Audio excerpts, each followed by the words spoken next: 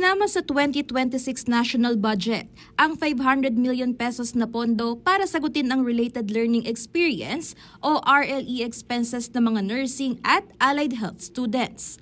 Ang dagdag pondo na isinulong ni Senator Bam Aquino ay bahagi ng 1.38 trillion education budget. Layunin nitong bawasan ang mabigat na gastusin ng mga estudyante at tugunan ang patuloy na pag-alis ng mga healthcare worker palabas ng bansa. Sa kasalukuyang sistema, umaabot sa 100,000 to 200,000 pesos sa loob ng 4 na taon ang out-of-pocket na gastos ng mga estudyante para sa mandatory hospital duties at laboratory requirements. Ang mga hidden cost na ito umano ang madalas na nagiging sanhi ng pagkabaon sa utang o paghinto sa pag-aaral. Ayon kay Aquino na kilalang may akda ng free college law, ang RLE funding ay makatutulong para bigyan ng mas patas na oportunidad ang mga healthcare students na makapagtapos at piliing maglingkod sa Pilipinas. The current setup forces our nursing students to go abroad. So, the reform is, pwede nang isama ang RLE expenses sa libreng kolehiyo. Kahit libre pa yung kolehiyo or kahit may scholarship pa sila, they still have to pay for the RLE. So ito yung binabayad nila sa mga hospital to be able to get their degree, to graduate. Dagdag ng senador, maraming pamilya ang napipilitang mangutang para tustusan ang pag-aaral. Isang pasaning hindi natutumbasan ng sahod ng mga nurse sa bansa.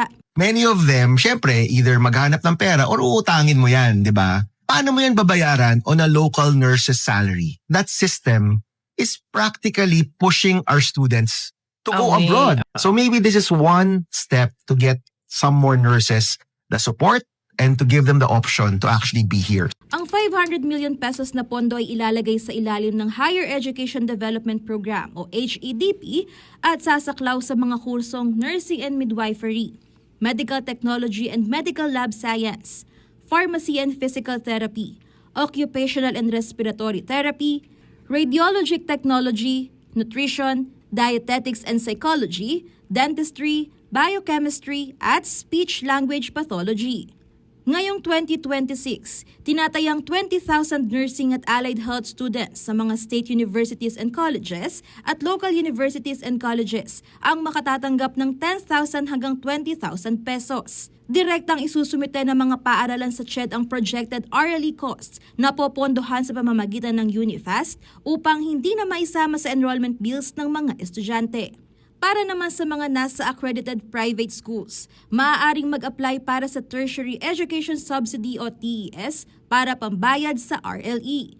Inaatasan ng CHED na i-update ang TES guidelines upang kilalanin ng RLE bilang allowable cost. Bagamat nagbibigay ng agarang ginhawa ang 2026 RLE budget, patuloy pa rin isinusulong ni Senator Aquino ang Senate Bill No. 123 o Libreng RLE Act upang gawing permanente ang programa at tuluyang gawing libre ang clinical hours para sa mga kapuspalad at karapat-dapat na mga estudyante. Angelica Cara, CLTV 36 News.